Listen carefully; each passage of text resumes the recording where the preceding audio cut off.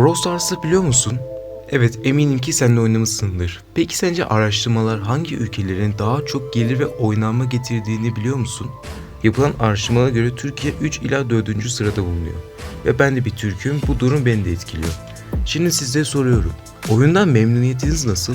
Toksitlik, para yatırmalar, kudurmalar ve fazlası. Ben Deniz Ali. Bu videoda Türklerin Brawl Stars üzerindeki etkilerinin ne olduğunu birlikte gözlemleyeceğiz. Hadi o zaman başlayalım.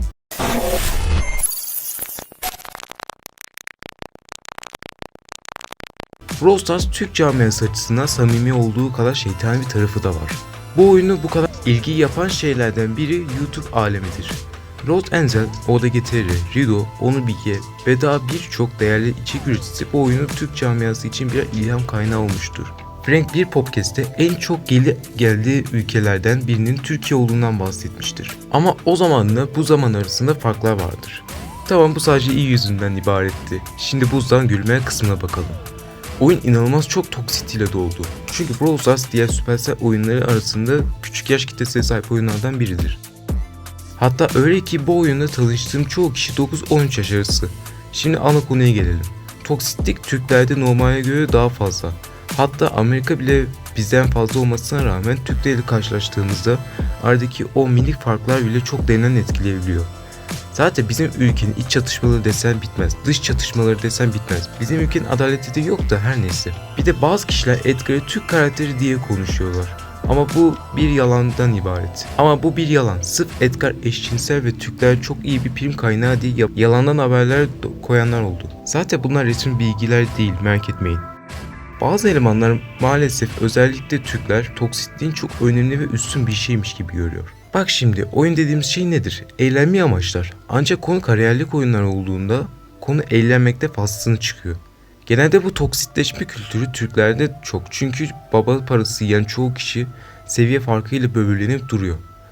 Ve bakın, inanın bu toksitleşme kültürünü çoğaltan kişiler sadece çocuklar değil, ergenler de, hatta yetişkinler de var. Dur lan, ben neden sanki toksitleşmeyi anlatıyorum? O zaman şöyle yapalım. Siz değerli kitlem, yorumlara lütfen hem bu konu hakkında düşüncelerinizi yazın, hem de Brawl Stars'ın toksitleşmesi diye bir video istiyorsanız lütfen abone olun, beğeni atın ve yorumlara yazın. Şimdi konuya tekrardan geri dönelim. Türkiye ekonomi olarak maalesef kötü bir durumda. Bu yüzden sevgili Supercell ekibi indirimlerde getirdi. Yani adamlar aslında bizim bu yönümüzü seviyorlar. Hatta yeni Brawl Pass'te bir emojinin Türklere olan bir göndermesi de var. Yani evet, karakteri yok ama belki yakında gelir. Adamlar oyuna Türkçe dil desteği getirdiler. Hani bazen bardağın dolu tarafına bakmamız gerekir. Ama şurada bir gerçek, maalesef Türk tarafıyla ilgilenen bir temsilcimiz yok. Bu da işleri zorlaştırıyor. Ama emin olun, oyun sadece Türk sahasına değil diğer ülkelere de bakıyor. Türklerin Noski ve toksik algıları yakında biteceğinden çok eminim. Her neyse, videomuzdan bu kadardı.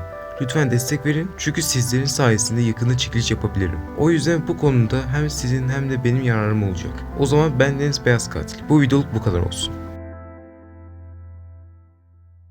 Sizlere bazı açıklamalar yapmak zorundayım. Yoksa yalandan bilgiler çok ön planda olacak. Hatırlarsanız sizlere videomda artık oyunu ve YouTube kariyerimi bitireceğimi söylemiştim. Ama şu bir hafta boyunca bayağı iyi de dinlendim. Şimdi ben bunu niye anlattım? Bunu zaten birçok kişiye anlattım ama anlatmadığım kişiler de var. O yüzden herkese yazacağımı bir videoda açıklamak istiyorum. Oyundan çok soğumuştum ve bu içerik üretme işinden yorulmuştum. Ben de dinlenmek istedim ama bir yandan benim hakkımdaki düşüncelerinizi merak etmiştim. Ve inan hiç beklemediğim kişilerde inanılmaz tepkiler aldım. Bu bir haftalık süreçte sizlere etkileşim vermedim.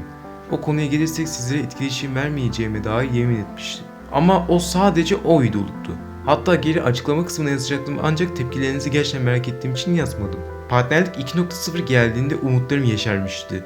Çünkü çok iyi yenilemeler gelmişti. Ben de o yüzden partnerlik işine son bir kez şans vermek istedim. Ve hedefe az kaldı. Sizlerden istediğim videolarıma beğeni atmak, kanala abone değilseniz abone olmak ve motivasyonlu yorumlar atmak. Sadece bu kadar. O bir haftalık süreçte çoğu kişiyi engelledim.